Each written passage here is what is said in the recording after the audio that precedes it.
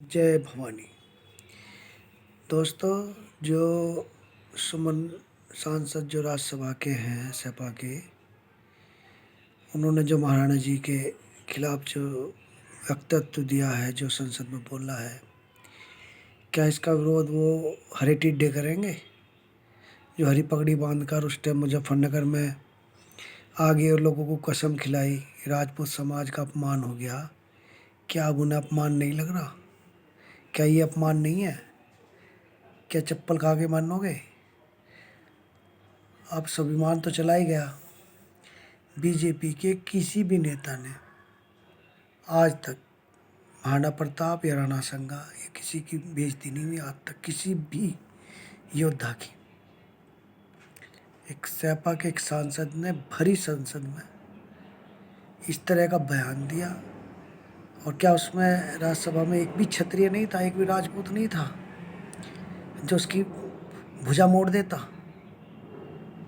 लेकिन कोई नहीं बोलता, सब अपने उसमें लगे हुए हैं। मुजफ्फरनगर में 5 लाख क्षत्रियों को इकट्ठा करा गया, बोला गया कि भाई राजपूत समाज का अपमान कर दिया बालियान ने, अब जो है हम वोट नहीं देंगे, कसम खाओ सब उसको। तो क्या हुआ?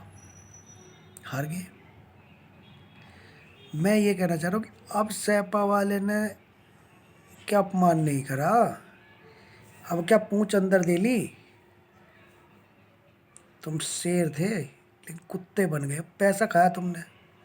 हम पहले ही लोगों को समझा रहे थे कि भाई पैसा खा रहे हैं ये लोग, ये पैसा खा के ही इस तरह बोल रहे हैं। अब कहाँ गए भाई? अब अखिलेश के खिलाफ करो ना प्रदर्शन, जाओ नकलो, करो प्रदर्शन, बनाओ दबाव। और रही बात इसकी, अब के 27 में ना, 2027 में 3 अखिलेश यादव तो कभी आएगा ही नहीं ज़िंदगी में, मुख्यमंत्री बनेगा ही नहीं।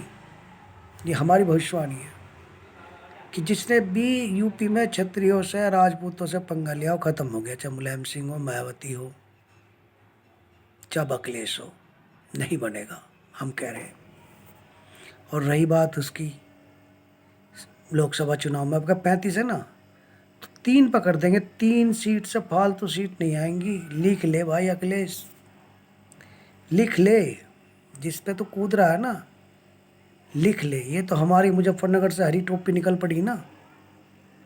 इन्होंने जो माहौल बनाया कि भाई क्षत्रियों का अपमान हो गया, ये हो गया, अब क्षत्रिय नहीं आएगा बहकाए में, अब किसी नेगेटिव में नहीं आएंगे हम। और तेरी ना 3 सीट कर दी तो रही, अब क्या देख, लिख ले, कागज पे लिख ले, 3 सीट आएंगी तेरी लोकसभा में, और उसमें तो 100 सीट से ऊपर नहीं पहुंचेगा। 300 सीट आएंगी योगी जी की, और तेरी जो है 100 सीट भी नहीं आएंगी। जो तुमने अपमान करा ना किसी महाराजा का, महाराणा राणा संगा का अपमान कर दिया और एक बयान भी नहीं दिया, तुम्हें इसका परिणाम भुगतना पड़ेगा। और वो जो मैं हरे जो टिड्डे निकले थे ना मुजफ्फरनगर में, जो कसम खिला रहे थे,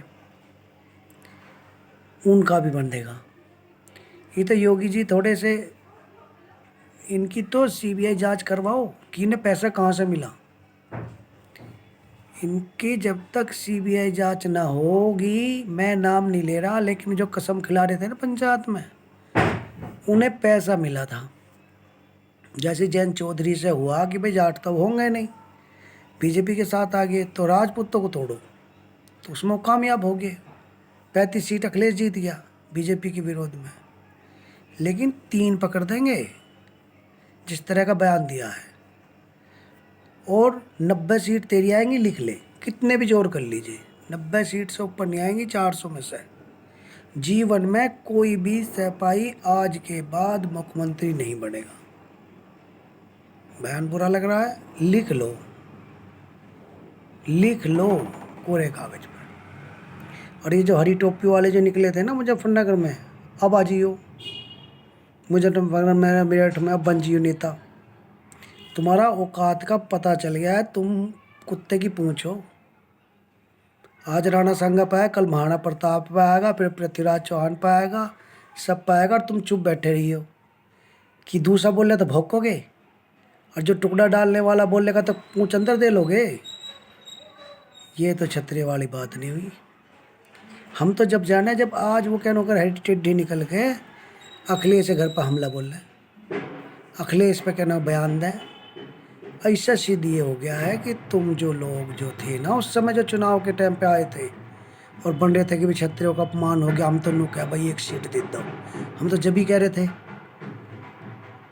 अब तुम्हारा कोई अस्तित्व है नहीं, तुम मुंह दिखाने लायक नहीं रह गए। अगर तुमने दोबारा सपा का झंडा उठाया तो तुम्हारे दिल को पता है तुम्हारे साथ जनता कैसा व्यवहार करेगी। अपना स्वाभिमान बचाना है तो इस सुमन का ना इस्तीफा दिला दो अखिलेश से। अन्य यूपी से तो साफ है ही, और तुम्हारी भी इज्जत अब सबको पता चल गया कि तुम जो निकले थे ना उस समय, तुमने पैसा खा के तुमने जो ये ड्रामे करे ना, तुम्हारा अब सब पता चल गया है। जय भवानी।